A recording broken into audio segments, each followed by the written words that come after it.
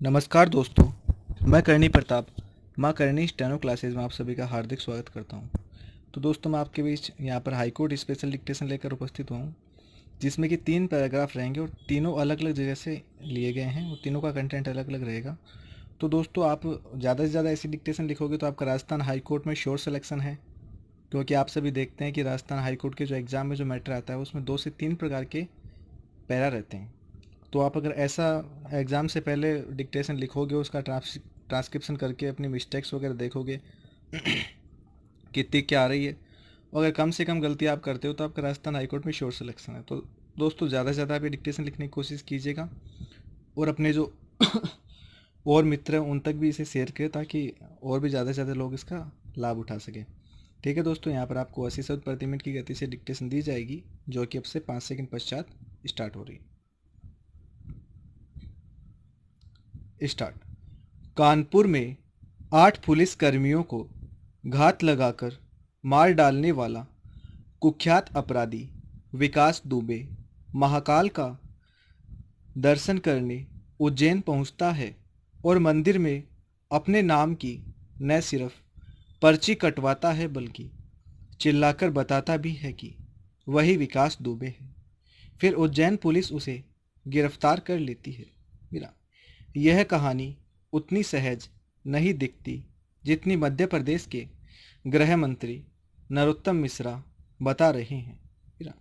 एक भगोड़ा सातिर अपराधी इतनी आसानी से आत्मसमर्पण तो कर सकता है, गिरफ्तार कैसे हो सकता है? प्रश्नवाचक। कानपुर से उज्जैन पहुंचने के दौरान कम से कम 3 राज्यों की पुलिस को चकमा देने में कामयाब शख्स का क्या स्वयं चिल्लाकर बताएगा कि मैं ही हूँ विकास दुबे, कानपुर वाला? प्रश्नवाचक। यह सवाल उठना लाजिमी है कि क्या यह गिरफ्तारी किसी दबाव में आत्मसमर्पण का प्रबंधित रूप तो नहीं है? प्रश्नवाचक। अदालत को इसका उत्तर खोजने का प्रयास जरूर करना चाहिए। विराम।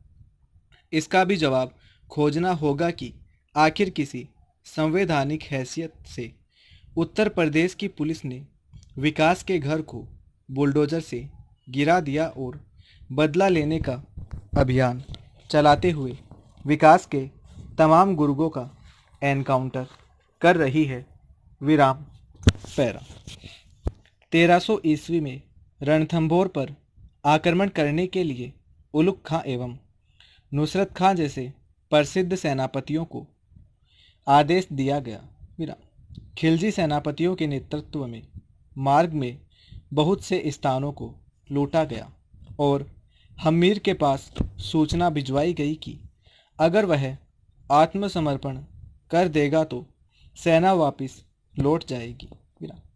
हम्मीर जैसे विकट योद्धा और स्वाभिमानी राजपूत के लिए आत्मसमर्पण बहुत ही शर्मनाक बात थी। विराम। अतः हम्मीर ने प्रस्ताव को अस्वीकार कर दिया। विराम। अमृत कैलाशकृत हम्मीर प्रबंध से पता चलता है कि विभिन्न साहूकारों और महाजनों ने राणा को आत्मसमर्पण करने की सलाह देते हुए कहा कि अत्यधिक शक्ति संपन्न सुल्तान से टकराने का नतीजा अच्छा नहीं निकलेगा और साथ ही जनता में असंतोष उत्पन्न होगा। परंतु हम्मीर ने इस परामर्श को घृणापूर्वक ठुकरा दिया। विराम। हम्मीर द्वारा आत्मसमर्पण न करने पर रणथंभौर पर तुर्क शक्ति का भीषण आक्रमण हुआ। विराम। रणथंभौर के दुर्ग का घेरा डालते हुए नुसरत खां की मृत्यु हो गई। विराम। फरिश्ता के अनुसार हम्मीर ने इस स्थिति का लाभ उठाया और किले से निकलकर एकाएक घेरा डाले हुए मुस्लिम सैनिकों पर भीषण आक्रमण किया। विराम। इस अचानक आक्रमण को तुर्क सेना सहन नहीं कर सकी और जाहिन की तरफ लौट गई। विराम पैरा। साइबर वर्चस्व के नज़रिए से देखा जाए तो भारत इस समय एक बेहद महत्वपूर्ण मोड़ पर खड़ा है। अभी तक भारत राष्ट्रीय स्तर पर इंटरनेट और साइबर स्पेस के संदर्भ में पर्याप्त जागरूकता नहीं ला सका है मेरा, जिसकी एक अरसे से ज़रूरत रही है मेरा। देश में ऐसे कानून बनाने को महत्वपूर्ण नहीं दिया गया जो पूर्णतः डेटा संरक्षण को लेकर समर्पित हो मेरा। भारत में इस तरह के आवश्यक कानून के नहीं होने का फ़ायदा उठाते हुए विदेशी कंपनियों ने भारतीय बाजारों तक पहुंच बढ़ाई और बिना किसी कानूनी बाध्यता के करोड़ों डॉलर कमाए बिना।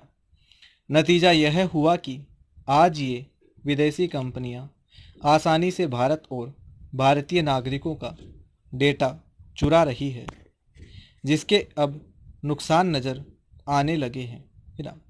अलबत्ता यह ज़रूर है कि इस दिशा में अब कुछ बदलावों की शुरुआत हो गई है बिना। इंटरनेट उपभोक्ताओं के हितों की रक्षा के लिए भारत ने कई कड़े कानूनी कदम उठाए हैं बिना। इसके पीछे मुख्य वजह भारत चीन के बीच ताज़ा विवाद रहा बिना। भारत ने कड़ा रुख अपनाते हुए कुछ ऐसे ऐप ब्लॉक कर दिए जो देश की अखंडता के लिए खतरा थे मेरा। सरकार ने आत्मनिर्भर भारत ऐप इनोवेशन चैलेंज शुरू किया है मेरा। भारतीय ऐप की कम संख्या को देखते हुए यह फैसला लिया गया मेरा।